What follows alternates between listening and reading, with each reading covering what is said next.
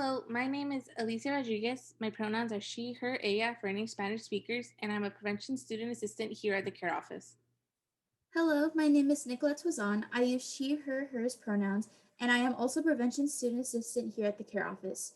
For those who might not know, CARE stands for Campus Advocacy, Resources, and Education.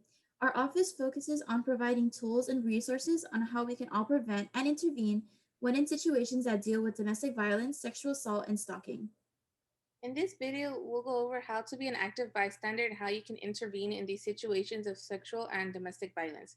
We will also discuss a few ways we can change the culture in our community and the different resources UC Merced offers. Our goal at the CARE office is to encourage the UC Merced community to be an active bystander if we witness a situation of sexual violence. A quick and easy way to remember how to respond if a situation arises is the 3Ds. Keep in mind that when using one of the 3Ds, one of the most important rules is safety first. As an active bystander, you have to make sure that you are safe, secure, and comfortable when having to confront difficult situations we have talked about. Before we break them down, regardless of which strategy that you find the most comfortable with, or whichever first comes to mind, it's always important to do something rather than nothing. The first way of intervening is to be direct. This means talking to the people involved about what is going on. It could be telling the person you think is doing the hurting to stop, or checking in with the person being harmed and seeing if they're okay. On the right side, we have some scenarios of being direct. Let's say you see two people arguing in the hallway near your dorm room. You can approach and ask, "Hey, I heard some yelling. Is everything all right?" And being direct could also be stepping in a situation where someone is being an alcohol pusher. You see a girl trying to get her friend drunk even though they don't want to drink anymore. You could check in with her friend who's drunk and say, "Are you okay? Do you want me to get you some water or something to eat?" However, not all people are comfortable being direct in these situations, so that's why we have other strategies. So, next we have is distract. This is safely taking the attention away from the perpetrator from the situation. There are a variety of different ways to use this method, and you can get as creative as you like. So, a couple examples it could be dancing between two people at a party, or let's say you're walking on Scholars Lane where all the classrooms are, and you see a guy following and walking with a girl who's clearly uninterested. You can approach them and ask, "Hey, do you know where I can find this classroom?" Last but not least, we have delegate.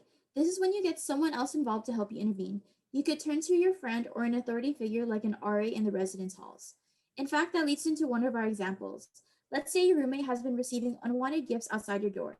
Knowing that this is a behavior of stalking, you can inform your RA and they could look into the situation further. One scenario where you can delegate someone to help you intervene is when you see a guy making another guy feel uncomfortable at a party. You can ask someone by saying, "Did you see that? Could you go over there and say something?" If you happen to intervene by using any of the 3Ds when nothing was actually happening, don't worry. The people involved will let you know that they're okay and may even appreciate that you took the time to check in. Now, going into changing the culture, using the 3Ds is one way of being an active bystander. But here are some other ways we can also change the culture and make our community a safe place.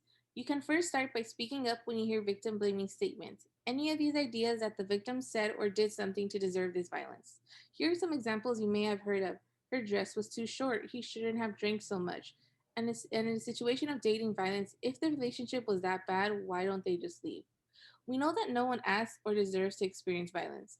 Every time we blame the victim, we are essentially sending the message that what the abuser did was okay. And we want to bring the attention to the person who chose to hurt someone else rather than blame the person that experienced the violence. Another way to change the culture is to make sure you check your languages and jokes.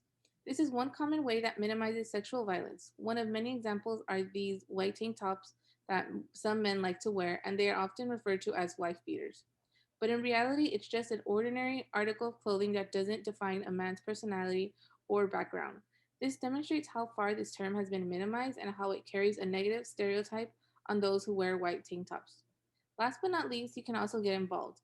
Watching this video is one way of doing so, or participating in events, workshops, and training sessions the CARE office hosts for the UC Merced community. You can also simply volunteer your time as a student and make an everyday commitment to being a change agent in our community. To conclude this presentation, here are some resources that UC Merced offers to all students, faculty, staff, and affiliates. Formal reporting resources are places or persons that must notify the university of a disclosure, which then starts a formal process of addressing any forms of sexual violence we've talked about. We have UCPD, or any other police department, the Office of Prevention for Harassment and Discrimination, also known as the Title IX Office, and any responsible employee that is not listed as confidential. Next is our confidential resources that are free and may help someone who isn't quite sure what their options and next steps are. We have our Care Campus Advocate Lena, the Valley Crisis Center 24-hour hotline, CAPS, which is short for Counseling and Psychological Services, and the Office of the Ombuds. And with that being said, thank you for your time and attention throughout the whole presentation. We hope you can take something away from anything we've discussed throughout the video. Before we end, we want to remind you that in case you need to speak to someone after watching this video, you can always call and text our campus advocate, Lena, or call the Valley Crisis Center 24-hour hotline. Thanks again for watching.